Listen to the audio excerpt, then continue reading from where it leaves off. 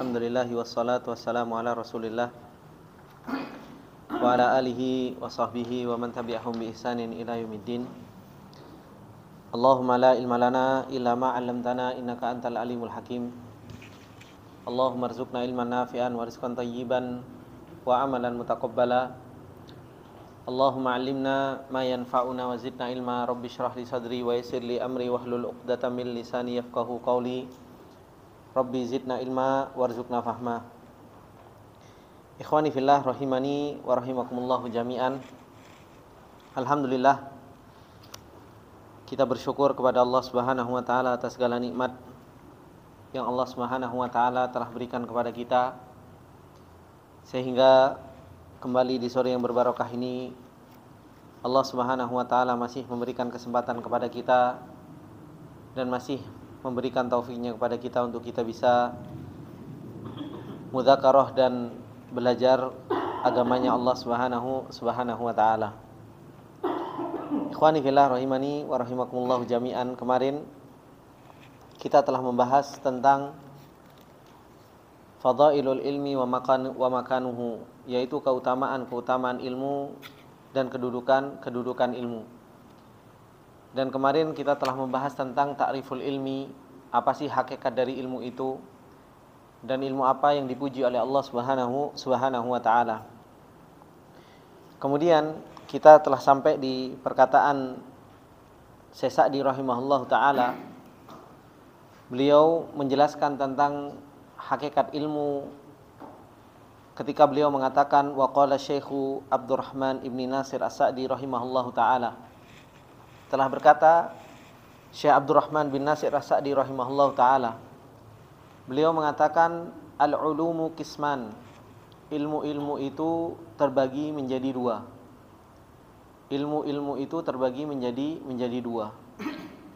An-naw'ul awwalu, jenis yang pertama di antara jenis-jenis ilmu. Beliau mengatakan ulumun nafi'atun tuzakkin nufusa. Beliau mengatakan jenis yang pertama dari macam-macam ilmu, yaitu ilmu yang bermanfaat. Ilmu yang bermanfaat. Yang ilmu bermanfaat tersebut tuzakkin nufusa, membersihkan jiwa, membersihkan hati. Wa yuhadzibul akhlaqa, dan memperbaiki akhlak. Watasluhul aqaidu watuslihul aqaida, dan membenarkan keyakinan-keyakinan. Ilmu yang seperti ini, ilmu yang bermanfaat, yang bisa mensucikan jiwa seseorang, membersihkan hati seseorang, membenarkan akhlak seseorang, membenarkan akidah seseorang, itu adalah merupakan wahiyya al-ulumus syar'iyyatu, itu adalah merupakan ilmu syar'i. Wa ma yattabi'uha, dan apa-apa yang mengikuti dari ilmu syar'i tersebut, dan apa-apa yang mengikuti pada ilmu syar'i. Mimma yu'inu 'alaiha, dari apa-apa yang menolong di atas ilmu syar'i, minal ulumil arabiyyah, dari bahasa Arab. Jadi belajar bahasa Arab itu adalah merupakan ilmu yang mengantarkan seseorang untuk bisa memahami ilmu syar'i. Belajar bahasa Arab itu adalah merupakan ilmu yang bisa menolong seseorang untuk bisa memahami ilmu syar'i. Kemudian beliau mengatakan wa nau'u tsani, jenis yang kedua dari macam-macam dari ilmu. Kalau tadi ada ilmu yang bisa membersihkan jiwa, membenarkan akhlak, membenarkan akidah, dan itu adalah merupakan ilmu yang nafi, yaitu ulumu syar'iyyah. Jenis yang kedua, ulumun la yuqsadu biha tahdhibul akhlak, ilmu yang dimaksud dengan ilmu tersebut tidak membenarkan akhlak seseorang. Wa islahul aqaidi wal a'mal, dan ilmu tersebut tidak dimaksudkan untuk membenarkan akidah-akidah dan amalan-amalan. Wa innama yuqsadu biha al-manafi'ud dunyawiyah al-faqat, hanya saja dimaksudkan dengan ilmu tersebut hanya manfaat duniawi saja. Maka ilmu yang tujuannya hanya dunia seperti ini saja, seperti ilmu dokteran, matematika, geografi, arsitek, ilmu-ilmu dunia saja, teknik dan lain sebagainya, beliau mengatakan Sesadi, fa in qasada biha al khaira wa buniyat alal imani wad din.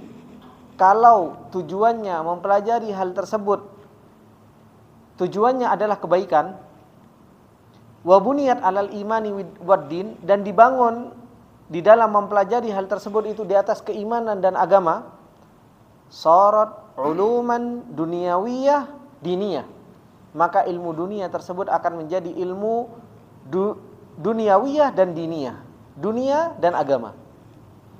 Dan ini syaratnya harus ada dua, yaitu apa? Qasada biha al khaira wa buniyat alal iman.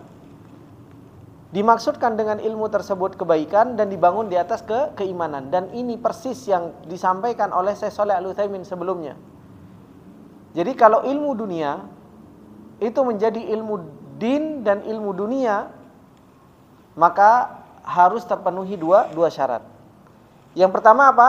Buniyat alal iman, buniyat alad din. Maksudnya apa? Digunakan untuk ketaatan kepada Allah. Yang kedua, qasada biha al khaira, bisa dimanfaatkan kebaikan oleh orang lain. Maka ketika ilmu ini diniatkan dan dibangun dua hal ini, maka ilmu tersebut akan menjadi ilmu duniawiyah diniyah. Ilmu duniawiyah dan ilmu apa? Diniyah. Kemudian beliau mengatakan wa illam yuqsad bihaddin sarat uluman dunyawiyah mahdoh. Kalau tidak diniatkan atau tidak dibangun di atas agama, maka apa? Sarat uluman dunyawiyah faqat, maka ilmu tersebut hanya menjadi ilmu duniawi saja tanpa ada pahala di sisi Allah Subhanahu wa taala. La ghayata syarifatan laha bal ghayatuha dani'ah naqisah jiddan. Maka tidak ada tujuan yang mulia kalau seseorang itu mempelajari ilmu dunia saja tanpa dibangun di atas iman dan din, tanpa tujuannya kebaikan, maka itu bal ghayatuha dani'ah naqisah jiddan. Maka ilmu tersebut adalah ilmu yang tujuannya hanya rendahan, yang kurang, sangat kurang sekali, kata Syekh Sa'di rahimahullahu taala. Wa rubbama daraba ahlaha min wajhain, dan terkadang ilmu duniawi ini itu akan membahayakan pemilik ilmu tersebut dari dua sisi. Dari dua sisi, min wajhain. Syekh Sa'di rahimahullahu taala, bapak-bapak yang dimuliakan oleh Allah Subhanahu wa taala. Syekh Sa'di rahimahullahu taala menjelaskan bahwasanya ilmu itu ada dua. Ilmu nafi. Ilmu nafi ini adalah ilmu yang bisa mensucikan jiwa, membenarkan akidah, membenarkan akhlak. Ini adalah ilmu syar'i. Yang kedua adalah ilmu dunia. Ilmu dunia. Ilmu dunia ini seperti yang antum ketahui. Ilmu dunia. Ilmu dunia ini bisa saja dia menjadi ilmu dunia faqat saja, atau dia bisa menjadi ilmu dunia dan ilmu din. Kapan dia menjadi ilmu dunia dan din? Ketika dibangun di atas dua dasar tadi, yaitu dibangun di atas ketaatan kepada Allah, digunakan untuk ketaatan kepada Allah ilmunya tersebut.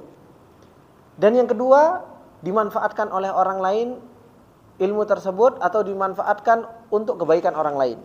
Ini akan menjadi ilmu dunia dan din. Tapi terkadang ilmu dunia ini bisa saja menjadi hanya ilmu dunia faqat. Ketika kapan? Ketika tidak dibangun di atas dua hal tersebut. Kalau seseorang hanya mempelajari ilmu dunia ini saja tanpa didasari dua hal yang mendasar tadi, maka terkadang ilmu dunia ini itu akan memudaratkan kepada yang memiliki ilmu tersebut dari dua sisi. Sisi yang pertama, ahaduhuma qad takunu sababan li syaqaihim ad-dunyawi wa halakihim. kama huwa mashhad fi hadhil awqat. Beliau mengatakan bahwasanya ilmu dunia tersebut malah justru menjadi sebab kebinasaan mereka duniawi dan kebinasaan mereka, kama huwa mashhad fi hadhil awqat, sebagaimana itu bisa kita lihat di zaman sekarang. Bagaimana orang-orang yang mereka mempunyai ilmu dunia ini, yang mereka sibuk dengan urusan-urusan dunia, justru malah membinasakan mereka. Membinasakan dari sisi mana? Membinasakan dari bahwasanya mereka sibuk dengan urusan-urusan yang mereka urus dari urusan dunia, sehingga mereka lupa dengan urusan akhirat sama sekali. Coba kalau kita lihat bagaimana orang-orang yang mereka sibuk dengan urusan dunianya, dengan ilmu dunia. Orang-orang yang mungkin dia doktor, profesor dan lain sebagainya, sibuk dengan penelitian-penelitian. Sibuk dengan urusan-urusan dunianya sampai belajar agama, kenal dengan Allah saja enggak. Karena apa? Sudah tersibukkan dengan urusan dunianya. Justru malah menjadi sebab apa? Allah Subhanahu wa taala menjadikan ilmunya tersebut sebab untuk kebinasaan mereka, sehingga mereka tidak kenal dengan Allah Subhanahu wa taala. Kemudian wathani, dan yang kedua, sisi yang kedua dari mana? Anna ahlaha yuhditsu lahum azzahu wal kibr wal ijab biha. Orang yang punya ilmu dunia biasanya muncul di dalam dirinya itu apa? Azzahu wal kibr wal ijab, bangga diri, sombong.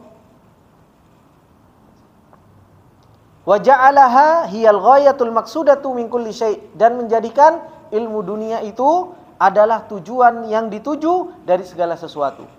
Kita lihat, ikhwani fillah rahimani wa rahimakumullah jami'an. Orang biasanya kalau cerdas di dalam urusan dunia, sangat mudah untuk apa? Untuk meremehkan orang-orang yang belajar agama. Kita lihat dan kita saksikan. Mereka menganggap bahwasanya orang yang belajar ilmu agama itu orang rendahan, orang ecek-ecek. Itu yang terjadi. Makanya saya pernah dulu saya ketemu sama orang-orang yang ahli dunia.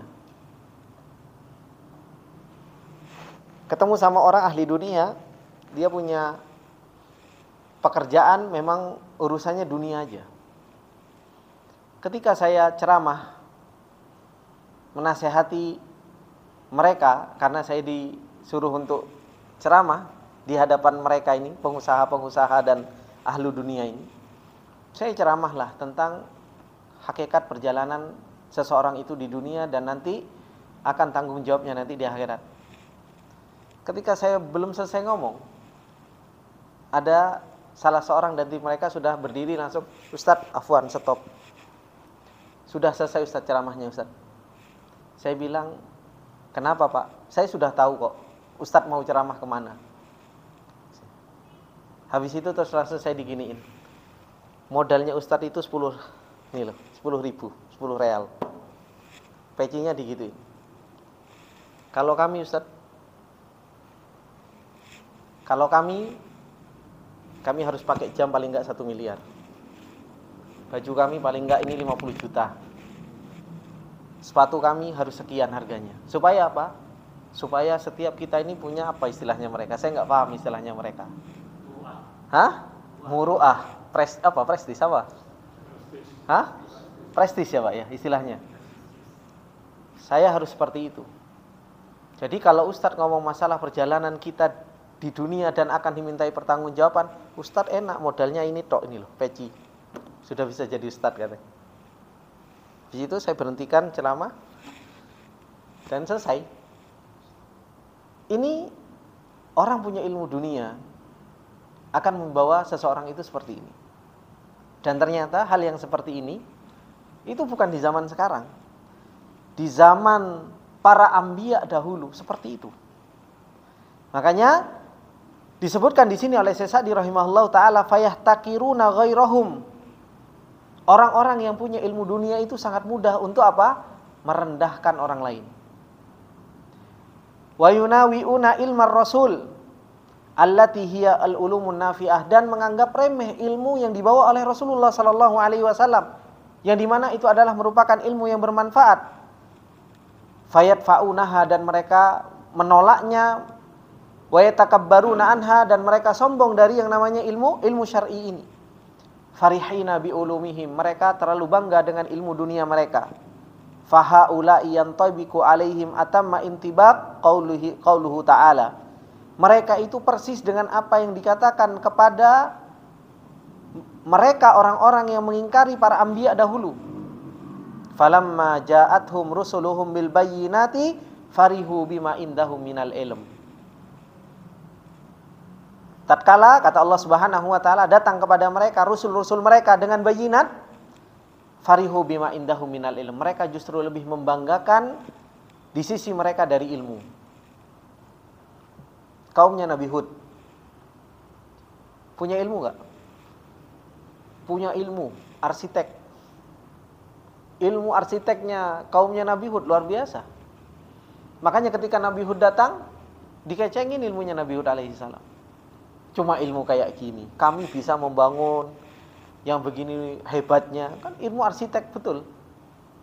Kaumnya Nabi Saleh, perairan, irigasi dan lain sebagainya, pertanian itu cerdas. Makanya apa? Ilmunya yang dibawa oleh Nabi Saleh dikacangin. Kaumnya Nabi Tsamud sama. Orang-orang dahulu para anbiya ketika mereka datang kepada kaumnya, rata-rata kaumnya itu punya ilmu dunia. Dan mereka rata-rata membanggakan ilmu dunia dibandingkan dengan ilmu yang dibawa oleh para anbiya. Dan justru malah apa? Merendahkan ilmu yang dibawa oleh para anbiya. Itu yang Allah Subhanahu wa taala sampaikan kepada kita dan Allah ceritakan kepada kita, falamma ja'athum rusuluhum bil bayyinati farihu bima indahum minal ilm. Tatkala kata Allah Subhanahu wa taala datang kepada mereka, umat-umat sebelummu wahai Muhammad, datang kepada mereka rusul-rusul dengan membawa bayinat, dengan membawa ilmunya dari Allah Subhanahu wa taala, justru mereka farihu bima indahum minal ilm. Mereka justru lebih membanggakan ilmu dunianya mereka dibandingkan ilmu yang datang dari para anbiya. Fa na'udzubillah min ilmin la yanfa. Maka kita minta perlindungan dari ilmu yang tidak bermanfaat. Maka dari sini dua hal ini yang akan menjadikan seseorang itu binasa kalau seseorang itu belajar ilmu dunia tanpa didasari dua hal tersebut. Makanya harus didasari dengan apa? Al-din wal iman. Harus didasari dengan masalah kita itu belajar ilmu dunia itu untuk apa? Belajar ilmu dunia untuk ketaatan kepada Allah Subhanahu wa taala. Untuk supaya Islam itu bermanfaat dengan ilmu ini. Dan yang kedua, supaya ilmu yang dipelajari dia itu bermanfaat untuk kaum muslimin. Ini yang harus betul-betul ditanamkan di dalam anak didik kita ketika mereka belajar ilmu dunia. Bukan berarti terus ketika kita mengarahkan anak-anak kita harus belajar ilmu agama terus Ustaz berarti gak usah belajar ilmu dunia Ustaz. Terus gimana bagian arsitek nanti orang kafir, bagian mesin nanti orang kafir, bagian ini siapa yang bilang gak usah belajar ilmu dunia? Belajar ilmu dunia. Monggo silahkan belajar ilmu dunia. Tapi belajar ilmu dunia harus didasari dengan yang tadi. Supaya apa? Belajar ilmu dunianya itu tidak malah salah menjadikan dia salah kaprah. Kemudian ini beliau sampaikan di dalam kitab Al-Mu'in ila tahsili adabil ilmi wa akhlaqil muta'allim li Syekh Nasir As-Sa'di rahimahullah ta'ala. Kemudian dikatakan oleh Ibnu Rajab Al-Hambali, berkata faqala al-Imam Ibnu Rajab Al-Hambali, fal ilmun nafi' min hadhil ulumi kulluha dhabtun nususul kitabi wa sunnah wa fahima ma'aniha wattaqayyud fi dzalika bil ma'thuri minas sahabati wat tabi'in wa tabi'ihim fi ma'anil Qur'an wal hadits. Kata Ibnu Rajab Al-Hambali, ilmu yang bermanfaat itu diambil dari mana sih? Beliau mengatakan al-ilmun nafi', ilmu yang bermanfaat dari ilmu-ilmu ini semuanya kulluha dhabtu nususil kitabi wa sunnah. Semuanya itu diambil dari Alkitab dan Sunnah. Kulluha, semuanya. Dhabtu nususil kitabi wa sunnah. Wa fahmu ma'aniha, dan berusaha untuk mempelajari makna-makna dari apa yang datang dari Al-Qur'an dan sunnah Rasulullah sallallahu alaihi wasallam. Wa taqayyud fi dzalika bil ma'thuri minas sahabati, dan harus diikatkan dari pemahaman Al-Qur'an dan sunnah, yaitu dengan apa yang datang, yang diriwayatkan dari para sahabat, wat tabi'in, dan dari para tabi'in, wa tabi'ihim, dan para tabi'ut tabi'in, fi ma'anil Qur'an wal hadis, di dalam memahami makna Al-Qur'an dan hadis. Wal istihadu ala tamyizi sahihi min saqimihi awalan, dan berusaha untuk bersungguh-sungguh di dalam membedakan mana yang sahih, mana yang dhaif. Itu bukan ijtihad, bukan ya, ijtihad pakai h, antum ganti ijtihad, wal ijtihadu pakai h besar, bukan h kecil, wal ijtihad ala tamyizi sahihi min saqimihi awalan, dan bersungguh-sungguh untuk mengetahui mana hadis yang sahih, mana yang hadis yang dhaif. Tsummal ijtihad ala al-wuqufi ala ma'anihi wa tafahumihi thaniyan, dan berusaha untuk sungguh-sungguh untuk memahami maknanya dan memahami makna tersebut. Kemudian Ibnu Rajab mengatakan, waman waqafa ala hadza, maka barang siapa yang berdiri di jalan yang seperti ini, wa akhlasal qasda fihi liwajhillahi azza wa jalla, dan mengikhlaskan tujuan itu karena Allah Subhanahu wa taala, wasta'ana alihi, dan meminta pertolongan kepada Allah Subhanahu wa taala. Apa kata Ibnu Rajab? A'anahu wa hadahu wa waffaqahu wa saddadahu wa fahhamahu wa alhamahu. Kalau orang dia berusaha untuk memahami Al-Qur'an, sunnah dengan pemahaman para sahabat, berusaha untuk memahami Al-Qur'an dan sunnah dengan pemahaman para sahabat, tabi'in dan tabi'ut tabi'in, dan dia bersungguh-sungguh dengan hal tersebut, barang siapa yang melakukan ini dan dia ikhlas karena Allah Subhanahu wa taala dan dia meminta pertolongan kepada Allah, maka Allah akan a'anahu, Allah akan menolongnya. Wahadahu, Allah akan memberikan petunjuk kepadanya. Wa waffaqahu, diberi taufik oleh Allah Subhanahu wa taala. Wa saddadahu, dia akan dibimbing oleh Allah Subhanahu wa taala. Wa fahhamahu, diberi pemahaman oleh Allah. Wa alhamahu, dia akan diberi ilham oleh Allah Subhanahu wa taala. Wa hina idzin, dan ketika seperti ini, yuthmiru lahu hadzal ilmu thamaratahu al-khassah bihi wa hiya khasyatullah. Kalau sudah seperti ini, kalau Allah sudah nolong, Allah sudah berikan hidayah, Allah berikan taufik, Allah bimbing, Allah berikan pemahaman, Allah berikan ilham.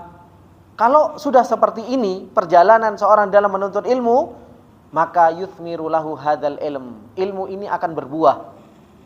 Apa sih buahnya ilmu? Thamaratahu al-khassah. Ilmu ini akan membuahkan buah yang khusus, wahia khasyatullah. Orang itu akan takut sama Allah Subhanahu wa taala. Orang itu akan takut kepada Allah Subhanahu wa taala. Kama qala ta'ala, innama yakhsyallaha min ibadihil ulama.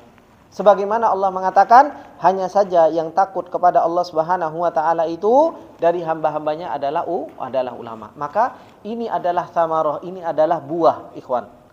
Buahnya ilmu yang selama ini kita pelajari, duduk di majelis ilmu, kita belajar ilmu, kita ngaji Al-Qur'an, kita membaca hadis, buahnya itu bukan pintar ngomong, bukan pintar ceramah, bukan pintar dalilin orang, itu bukan buahnya.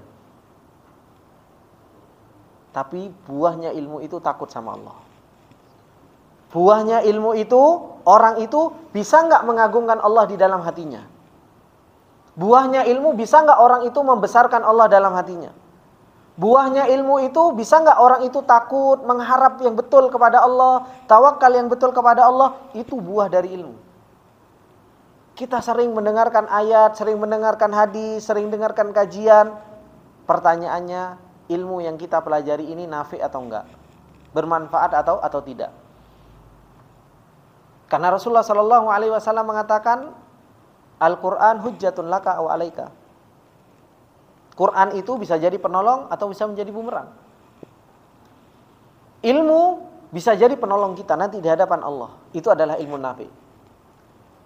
Adapun ilmu yang justru malah menjadi sebuah bencana bagi kita, itu ilmu la yanfa. Semakin banyak teori di otak kita, semakin banyak dalil yang kita hafal, semakin banyak permasalahan yang kita tahu, tapi itu tidak bisa menjadikan kita membesarkan Allah, mengagungkan Allah, cinta kepada Allah, takut kepada Allah. Subhanallah. Ini yang kita takutkan nanti justru malah menjadi hujah atas diri kita nanti di hadapan Allah Subhanahu wa taala.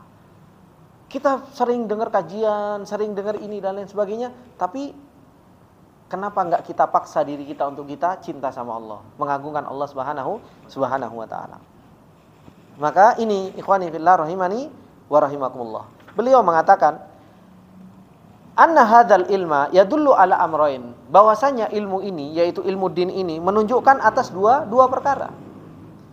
Ilmu ini menunjukkan atas dua perkara. Ilmu yang selama ini kita pelajari itu menunjukkan atas dua perkara. Yang pertama, ahaduhuma ala ma'rifatillah wa ma yastahiquhu minal asma'il husna was sifatil ula wal af'alil bahirah. Ilmu yang selama ini kita pelajari dari Al-Quran, dari Sunnah, dari pemahaman para salafus soleh, semuanya menunjukkan atas pengenalan diri kita kepada Allah. Dan apa-apa yang berhak untuk Allah, minal asma'il husna, dari nama-namanya yang indah, was sifatil ula, dan sifat-sifatnya yang maha tinggi, wal af'alil bahirah, dan perbuatan-perbuatan Allah yang begitu menakjubkan. Ini semakin kita kenal dengan Allah, semakin kita belajar ilmu agama, kita sering membaca Al-Quran, kita sering mempelajari hadis, harusnya kita semakin kenal dengan Allah. Makanya kata Rasulullah sallallahu alaihi wasallam, wa inni a'lamukum billah wa akhsyakum lillah wa atqakum lillah. Kata Rasulullah sallallahu alaihi wasallam, sesungguhnya aku adalah orang yang paling kenal dengan Allah. Apa konsekuensinya kenal dengan Allah? Kata Rasulullah, wa inni a'lamukum billah wa akhsyakum billah. Kalau aku adalah orang yang paling kenal dengan Allah, aku adalah orang yang paling takut kepada Allah. Dan aku adalah orang yang paling bertakwa kepada Allah. Bukan semakin kenal dengan Allah, semakin banyak belajar, malah semakin gak takut sama Allah.